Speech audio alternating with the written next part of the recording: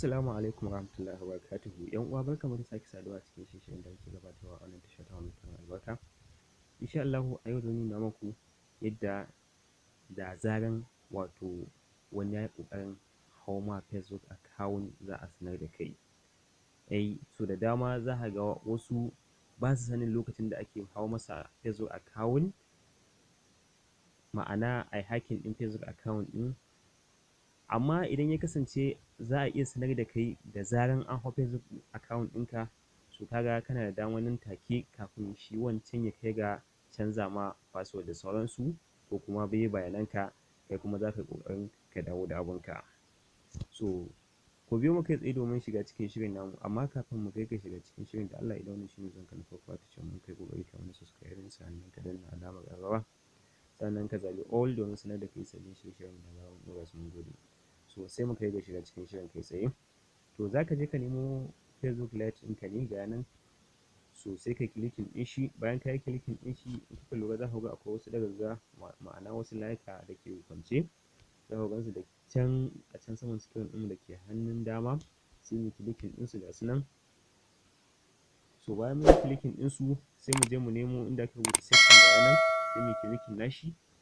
Bayan mun yi clicking ɗin shi, sai mu nemo wajen da aka rubuta security and login, kun ga ga nan, sai mu clicking ɗin shi, sai mu ɗan ba ta dama. So bayan mun yi clicking ɗin wajen da aka rubuta security and login ɗin nan, sai mu ja screen ɗin mu zuwa sama, zuwa sama, zuwa sama.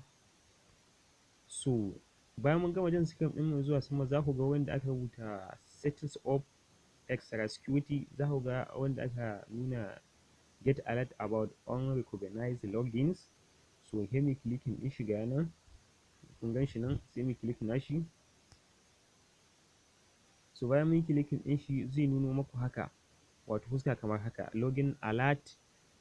Za ku ga wanda aka rubuta kenan login alert. If you get an alert from an unfamiliar location or browser, you will be able to reset your password and secure your account. Shi ma wannan wani wato again shi ma dai wannan wani ƙarin extra security ne, domin ko da zaran wani ya yi attempting na hawa Facebook ɗinka ko kuma ya yi ƙoƙarin satar ma account, ka ga za a iya sanar da kai cikin ƙanƙanin lokaci, kai maza ka je ka gyara abunka, ka canza bayananka wanda shi ba zai iya sake hawan shi ba.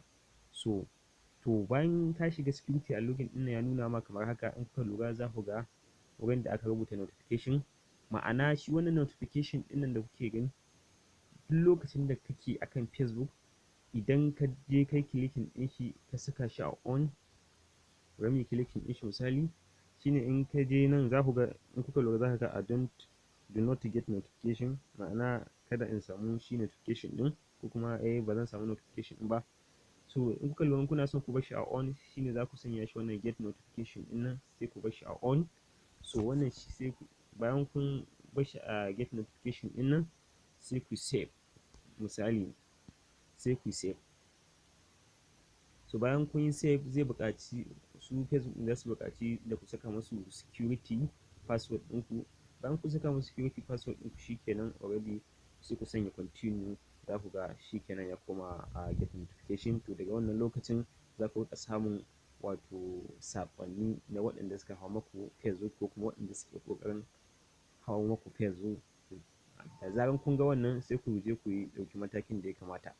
So bari mu dawo baya domin in nuna muku sauran. Mu sake dawowa baya. To haka shi ma wannan messenger ɗin nan, idan kana aiki da messenger, shi ma za ka iya amfani da shi domin shi ma ka saka shi a on, kamar yadda muka yi a wancan notification ɗin. Shi ma haka za ka bi wannan matakan domin ka saka shi a on. Shi ma za ka riƙa samun saƙonni da zaran wani ya yi ƙoƙarin attempting ɗin wato Facebook ɗin account ɗinka na Facebook. So haka ma email address, in kana da email address ko kuma ka riga ka je ka yi adding ɗin email address ɗinka a Facebook account ɗinka, to haka ita ma kamar yadda ka bi wannan matakan, to na sama kenan, haka shi ma za ka bi wannan matakin domin ka saka email address ɗinka da zaran cewa wani ya yi ƙoƙarin hau ma Facebook account. So a nan za a sanar da kai nan take, za ka je ka gyara domin kaucewa shi wancan ya sace ma Facebook account. So wannan shine hanyar da za ka bi domin a riƙa sanar da kai da zaran wani ya hau ma Facebook account ba tare da ka sha wata wahala ba.